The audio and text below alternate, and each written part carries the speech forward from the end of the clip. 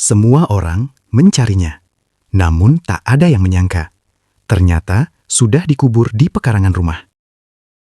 Pada tahun 2015, sebuah laporan kehilangan seorang anak dari rumahnya sendiri langsung mengguncang Indonesia dan memicu pencarian yang penuh ketegangan.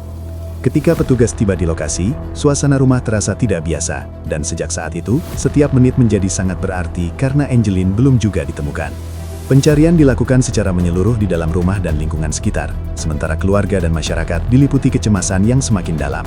Hari-hari berlalu tanpa kepastian, dan perhatian publik terus membesar seiring investigasi yang semakin intens. Setiap sudut diperiksa dengan teliti, hingga penyelidikan akhirnya mengarah pada sebuah area di sekitar rumah yang kemudian menjadi titik balik kasus ini. Di sanalah pencarian panjang itu berakhir dengan temuan yang mengejutkan dan mengubah arah penyelidikan menjadi kasus kriminal besar.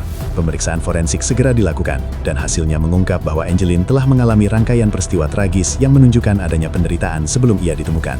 Fakta tersebut tidak hanya mengguncang penyidik, tetapi juga menyentuh emosi masyarakat di seluruh negeri.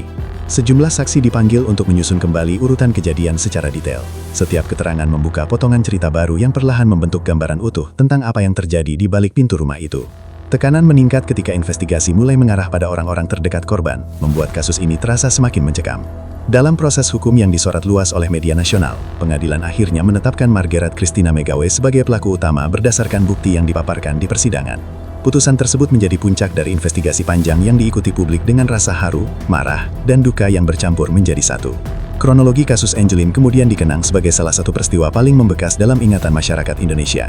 Tragedi ini meninggalkan luka emosional yang dalam sekaligus pelajaran penting tentang perlindungan anak, kewaspadaan lingkungan, dan pentingnya keadilan.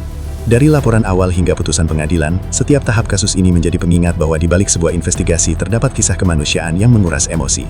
Melalui dokumenter kronologi kasus ini, kita menyaksikan bagaimana sebuah kehilangan berkembang menjadi investigasi nasional yang kompleks, dan bagaimana kisah Angeline terus hidup sebagai refleksi agar peristiwa serupa tidak pernah terulang kembali.